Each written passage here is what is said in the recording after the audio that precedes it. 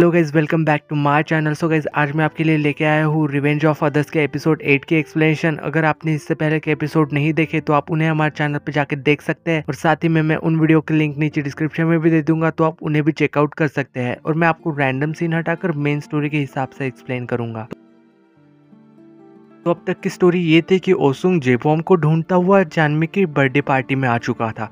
वो यहाँ पे जब अंदर आता है उस वक्त ओक्चोंग में रेस्ट रूम में थी। वो यहाँ बाकी लोगों से मिलता है, उनसे बात भी करता है। तभी उसी वक्त ओसुंग के फोन पे किसी का कॉल आता है, और यहाँ सुयोन ये नोटिस कर लेता है कि ये रिंगटोन तो वही है जब कल्प्रेट में ओक्चोंग के फोन पे कॉल किया था उस दिन। ये रिंगटोन सेम वैसे ही थी। जब ये बात सोयोंग ओक्चोंग को बताता है तो ये सुन के ओक्चोंग काफी गुस्से में आ गई थी, और वो गुस्से में कहती है कि वो उसे मार देगी। और वो जब यहाँ से जाने लगती है तो यहाँ पे सोयोंग उसे रोक के कहता है कि अगर तुमने उसे शूट किया तो पुलिस तुम्हें अरेस्ट कर लेगी। और फिर भी यहाँ पे ओक्चोंग कुछ सुनने के लिए तैयार ही नहीं थी, इसलिए वो फिर से वहां से जाने लगती है। और यहाँ सोयोंग फिर से उसे रोक लेता है और उसे समझाने की कोशिश कर रहा था, जरा शांत दिमाग से एक बार सोच के तो देखो, इस चीज में मैं भी तुम्हारा साथ दूंगा। और यहाँ पे वो ओक्चोंग से प्रॉमिस ले लेता है कि वो गुस्से में कुछ भी नहीं करेगी। और यहाँ पे जेबॉम ने जब से उस लड़के के साथ उसकी फोटो देखी थी वो तब से घर नहीं गया था। ओसुंग भी यहाँ पे उससे पूछ रहा था कि क्यों, क्या हुआ, तुम घर क्यों नहीं गए। यहाँ जेबॉम उसे बताता है कि असल में मुझे घर जाने से डर लग रहा है, क्योंकि जब भी मैं अकेला होता हूँ तो मुझे काफी अजीब अजीब से ख्याल आते हैं, जैसे कि मैंने कुछ किया हो जो कि मुझे नहीं करना चाहिए था। यहाँ पे वो कह रहा था कि मैं ऐसे तो पागल हो जाऊंगा, और यहाँ पे वो रोने भी लगता है। यहाँ पे ओसोंग उसे समझाने की कोशिश कर रहा था कि तुम बिल्डिंग से कूदे थे और तुम्हारे सर पे भी चोट लगी थी और तुम्हारी मेमोरीज भी चली गई थी, पर अब जब तुम्हारी मेमोरीज वापस आ रही है इसलिए तुम्हें ये सब कंफ्यूजन हो रहा है। यहाँ पे थोड़ी देर सोचने के बाद जेबॉम यहाँ ओसोंग को ही ब्लेम करने लग जाता है और उससे कहता है कि तुम्हें ये सब कैसे पता, तुम मेरे बारे में इतना कुछ कैसे जानते हो, और मेरे दिमाग में चल रहा है वो भी तुम्हें पता है। कहीं तुमने मुझे वॉन्सक की फोटो इसलिए तो नहीं दिखाई ताकि मैं परेशान हो जाऊं, क्योंकि मैं उसे डेट करता था शायद, और तुम मुझे भी मैनिपुलेट कर रहे हो जैसे वॉन्सक को किया करते थे। यहाँ पे ओसोंग उससे मना कर रहा था। यहाँ पे जेबॉम कहता है कि क्या तुम मुझे भी मार दोगे अगर मैंने मना किया तो। यहाँ पे ओसोंग को भी गुस्सा आ जाता है और वो इसे पंच मार देता है और वो जेबॉम को नीचे गिरा देता है। यहाँ पे जेबॉम भी काफी इमोशनल हो जाता है, इसलिए वो उससे पूछता है कि क्या मैं सच में ओसुंग के साथ रिलेशनशिप में था, और इसके जवाब में ओसुंग कुछ भी नहीं कहता। फिर जब हमें यहाँ पे ओक्चोंग को दिखाया जाता है जो कि सुयोन से बात कर रही थी, और वो उससे बताती है कि वो असल में पुलिस वालों को उसके बारे में नहीं बताने वाली थी। जब उसे पता चला था कि पुलिस वालों ने ही उसके भाई की डेथ को सुसाइड डिक्लेयर कर दिया था, और तो और ओसुंग के डैड पुलिस चीफ भी थे। तो यहाँ पे सुयोंग उससे कहता है कि हमें डबल चेक करना चाहिए, असल में उस कल्प्रेट की कॉल ओसुंग के फोन से ही आई थी या किसी और से, क्योंकि सेम रिंगटोन एक से ज्यादा लोगों के पास भी हो सकती है। यहाँ पे वो उससे कह रहा था कि हमें किसी तरह उसके कॉल लॉग चेक करने होंगे जिससे कि हमें उसके कॉल्स की हिस्ट्री पता चलेगी। यहाँ पे ओक्चोंग उससे कहती है और उससे ऑडिटोरियम वाली बात बताती है, किसी ने तो मेरे सिर पे मार के मुझे बेहोश कर दिया था और मेरे फिंगरप्रिंट से फोन अनलॉक कर दिया था, हो सकता है कि वो ओसोंग के साथ ऐसा कर ले। बट यहाँ पे सुयोंग उसके लिए नहीं मानता। यहाँ पे वो उससे कहता है कि तुम कुछ गिफ्ट मांगो अपने बर्थडे के लिए। तो यहाँ पे ओक्चोंग उससे मजाक में कहते हैं कि मुझे तुम्हारे शूलेस चाहिए। बट यहाँ पे हमें सुयोंग के एक्सप्रेशन से लग रहा था कि वो ये देना नहीं चाहता था। असल में ये शूलेस सुयोंग की मॉम के थे, ये उसने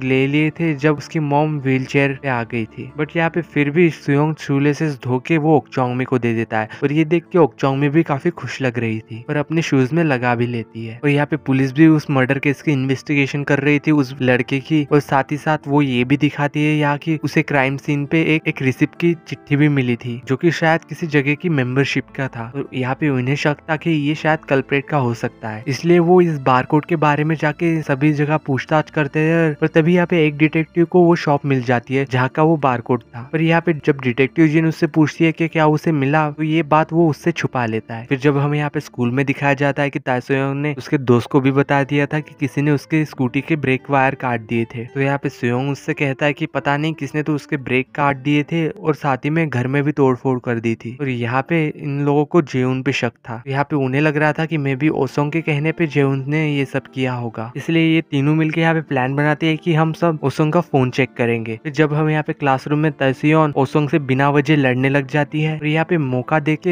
एजुन उसका फोन उठा लेती है और वो ये जाके सुयोंग को दे देती है, और ये फोन लेके सुयोंग रेस्टरूम में चला जाता है। जब यहाँ पे वो फोन चेक करता है तो यहाँ पे उसे पता चलता है कि ये तो असल में एक नया फोन है। इस फोन में उस दिन के कॉल रिकॉर्ड्स तो है नहीं जिस दिन ओक्चोंग को कॉल आया था, और यहाँ ओसोंग भी बाहर आ गया था वहां से, और उसके के फोन में असल में ट्रैकर लगा हुआ था और वो अपने फोन को ट्रैक करता हुआ वॉशरूम तक आ जाता है। पर यहाँ सोयोंग वो फोन वहीं पे छोड़ के छुप जाता है। फिर जब उसके जाने के बाद यहाँ से सोयोंग वापस आता है अपने क्लासरूम में तो ओसोंग उसे आते हुए देख लेता है। फिर जब ये बात वो जाके ओक्चोंगमी को बताता है कि असल में उसके फोन से कुछ भी नहीं मिला और यहाँ सोयोंग को पता चला था कि असल में ओसोंग का फोन अभी कुछ दिनों पहले चोरी हो गया था और इसीलिए उसने नया फोन भी लिया था। फिर यहाँ पे इन दोनों को अब भी उस पे शक था। फिर जब नेक्स्ट सीन में हमें यहाँ पे सोयोंग को घर जाते हुए दिखाया जाता है शाम में, तो कोई तो उसे पीछे से अटैक करता है। फिर यहाँ पे वो खुद को बचा लेता है और असल में ये अटैकर सेजिन था, वही कैफे वाला लड़का, क्योंकि उसे अब भी लग रहा था कि सोयोंग ने ही उसका मर्डर किया है। और साथ ही में वो ये भी कन्फेस करता है कि उसी ने घर में तोड़फोड़ की थी और उसी ने उसकी ड्रेस भी फाड़ी थी, पर वो स्कूटर का ब्रेक जो था असल में उसने नहीं किया था। वो फिर जब हमें यहाँ पे नेक्स्ट सीन में दिखाया जाता है कि वो दूसरा वाला डिटेक्टिव यहाँ पे पुलिस चीफ से मिलने आया था और उसे बताता है कि जो रिसिप्ट उन्हें क्राइम सीन से मिली थी वो एक स्टडी कैफे की थी। रिसिप्ट के बारकोड और स्टडी कैफे के सीसीटीवी के कैमरे से पता चला था कि असल में वो रिसिप्ट ओसोंग का था। और यहाँ पे ये बात चीफ जान के काफी परेशान होते हैं और उससे कहते हैं कि ये बात अभी के लिए किसी को भी मत बताना। अगले दिन जब हमें इन दोनों को फिर से दिखाया जाता है कि वो डिटेक्टिव चीफ को बता रहा था कि उसके लोकेशन से पता चला है कि वो क्राइम के टाइम पे बॉडी शॉप के नहीं बल्कि स्टडी कैफे में था। पर स्टडी कैफे के रिकॉर्ड से ये पता चला है कि वो असल में वहाँ पे था ही नहीं। यहाँ पे पुलिस चीफ उससे कहते हैं कि वो डायरेक्टली अपने बेटे से बात करेंगे, तब तक के लिए तुम किसी से मत कहना। फिर जब यहाँ पे शूटिंग रेंज में चांदमी जेबॉम से हेल्प मांग के कहती है कि वो ओसोंग से बात करना चाहती है क्योंकि उसकी और जियन के झगड़े के बाद चीजें काफी बिगड़ गई थी और वो ये सब नॉर्मल करना चाहती थी। और वो यहाँ पे उसके साथ ये भी कहती है कि वो जब ओसोंग से बात करे तो जेबॉम भी वहाँ पे मौजूद हो। फिर जब नेक्स्ट सीन में हमें यहाँ पे ऑफिस में दिखाया जाता है कि उस स्टडी कैफे से डिटेक्टिव को एक कॉल आता है जहाँ का वो रेसिप्ट था। डिटेक्टिव जिन यहाँ पे कॉल उठाती है कि और यहाँ पे उन्हें ये पता चलता है कि सीसीटीवी से रिलेटेड ऐसी ही कोई बात थी। जब यहाँ पे वो फुटेज चेक करती है तो यहाँ पे उन्हें पता चलता है कि वो असल में वो ओसोंग की थी। जब यहाँ पे वो दूसरा डिटेक्टिव आता है तो वो काफी गुस्सा हो जाती है और उससे कहती है कि तुम वो एविडेंस लेके चीफ के पास क्यों गए थे, और उसे काफी गुस्सा भी करती है। फिर जब बाद में हमें यहाँ पे नेक्स्ट सीन में दिखाया जाता है कि तैसुक को घर के बाहर उस लड़की के डैड मिलते हैं जिसके साथ वो हरासमेंट हुई थी। वो यहाँ पे उन्हें बताते हैं कि जंगमियोन यानी कि वही बुली लड़का उसकी बेटी को फिर से तंग करने लगा है। तो यहाँ पे वो उनसे कहते हैं कि वो फिर से उसकी बेटी की सिचुएशन हैंडल करवा ले। फिर हमें यहाँ पे नेक्स्ट सीन में दिखाया जाता है कि जेबॉम और ओसोंग चांदमी से मिलने आए थे और यहाँ पे ओक्चोंग में खुद सामने वाले कैफे पे बैठ के उनके ऊपर नजर रखे हुए थी और यहाँ पे जानबूझ के वो उन्हें वेट करवा रही थी और साथ ही में वो सोयोंग को मैसेज करके उसे अपडेट दे रही थी। यानी कि प्लान के हिसाब से सोयोंग जियोन के साथ उसके घर पे जाएगा यानी कि पढ़ने के लिए। यहाँ पे जियोन के बारे में तो सबको पता है। जियोन सोयोंग को इम्प्रेस करने के लिए वो अपने कमरे में चली जाती है ताकि वो अच्छे से तैयार हो सके और यहाँ पे मौका देख के सोयोंग ओसोंग के कमरे में चला जाता है और वहाँ पे छानबीन करने लगता है। बट उनमें से एक ड्रॉर लॉक था और यहाँ पे वो किसी तरह से उसे खोलने में कामयाब हो जाता है और उसके अंदर उसे काफी सारी फोटोग्राफ्स मिलती है। यहाँ पे जियोन उसके लिए रैमेन बना रही थी और साथ ही में उसकी पिक्चर्स लेके अपने सोशल मीडिया अकाउंट पे भी वो पोस्ट कर देती है और यहाँ पे उसने ये भी लिखा था कि उसने सोयोंग के लिए ये रैमेन बनाया है। जब ये पोस्ट सोयोंग देख लेता है तो वो समझ जाता है कि सोयोंग उसके घर पे गया है और इसलिए वो भागता हुआ अपने घर पहुंच जाता है। जब यहाँ पे वो सोयोंग को देखता है तो उससे लड़ने लगता है और उससे कहता है कि मुझे पता है कि तुमने मेरा फोन चुराया था स्कूल में और अब तुम मेरे रूम में आ गए। यहाँ पे सोयोंग इस चीज के लिए मना कर रहा था पर ओसोंग नहीं मानता। यहाँ पे ओसोंग उसके सिर पे बांस से हमला करने ही वाला था कि तभी यहाँ पे डिटेक्टिव जिन आ जाती है वहाँ पे और अपने साथ पुलिस स्टेशन चलने के लिए कहती है। ओसोंग यहाँ पे मना कर रहा था पर डिटेक्टिव उसे अलेक्स करके ले जाती है। जब सोयोंग वापस आके ये सारी बातें ओक्चोंगमी को बता रहा था कि उसे उसके रूम में वॉन्सोक का फोन तो नहीं मिला बल्कि कुछ फोटोग्राफ्स मिली है, तभी अचानक से उसे हॉस्पिटल से कॉल आता है कि उसकी मॉम की तबीयत बहुत ज्यादा खराब हो गई है और यहाँ पे सोयोंग ओक्चोंगमी के साथ हॉस्पिटल आ गया था। यहाँ डॉक्टर उसे बता रहे थे कि सोयोंग की मॉम को असल में वेंटिलेटर पे रखा गया है और वो अब लाइफ सपोर्ट पे रहेगी। फिर जब यहाँ पे दूसरी तरफ डिटेक्टिव जिन यहाँ पे ओसोंग से पूछताछ कर रही थी तो यहाँ पे वो उससे कहता है कि वो कभी उस बॉडी शॉप पे गया ही नहीं था और तो और उसे नहीं पता कि उसका रिसिप्ट वहाँ पे कैसे आया। डिटेक्टिव यहाँ पे उससे पूछ रही थी कि क्या उसने कभी सोयोंग को अपना रिसिप्ट दिया था क्या, तो यहाँ पे वो मना कर देता है और तो और वो फोन की कैफे पे होने वाली बातें वो यहाँ पे उससे कहता है कि वो